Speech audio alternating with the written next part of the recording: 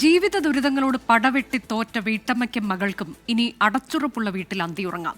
Lulu group chairman MA യൂസഫലിയുടെ ഇടപെടലോടെയാണ് തൃശൂർ വരടിയം സ്വദേശിയായ ജെയ്സമ്മ മാത്യുവിനും മകൾക്കും വിഷുക്കൈനീട്ടമായി വീടൊരുങ്ങുന്നത്. വീട് നിർമ്മാണം ഉടൻ ആരംഭിക്കുമെന്ന് ലുലു ഗ്രൂപ്പ് പ്രതിനിധികൾ അറിയിച്ചു.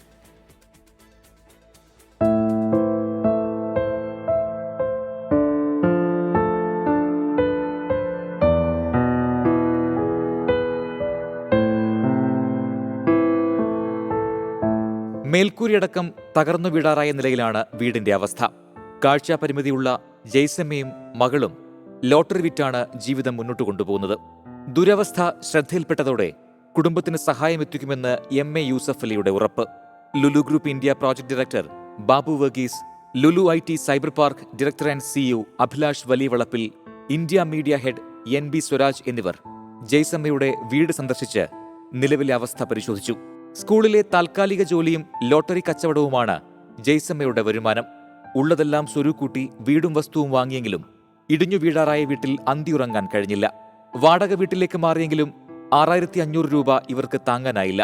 ഇതോടെയാണ് ജെയ്സമ്മയുടെ കഷ്ടത പുറം ലോകമറിയുന്നത്. ലുലു ഗ്രൂപ്പ് ചെയർമാൻ MA യൂസഫലിയോടുള്ള കടപ്പാടും നന്ദിയും പറഞ്ഞറിയിക്കാൻ കഴിയില്ലെന്നാണ് ജെയ്സമ്മയുടെ പ്രതികരണം. പല സ്ഥലങ്ങൾ അന്വേഷിച്ചാണെങ്കിൽ നമ്പർ കിട്ടാനൊക്കെ ആയിട്ട്, പക്ഷെ എനിക്ക് കിട്ടിയില്ല. അത് എൻ്റെ വിധി. ഇപ്പോഴാണ് യൂസഫ് സാറിന് കാണാനുള്ള ഒരു ഭാഗ്യം, എനിക്കൊരു ഭാഗ്യമുണ്ടായി. അതുകൊണ്ട് സാർ അത് കണ്ടു. സാറിന് നന്ദിയല്ലാണ് എന്താ ഞാൻ പറയുക, കൃത്യം നന്ദിയെ പറയാനുള്ളൂ, വേറെ ഒന്നും പറയാനില്ല.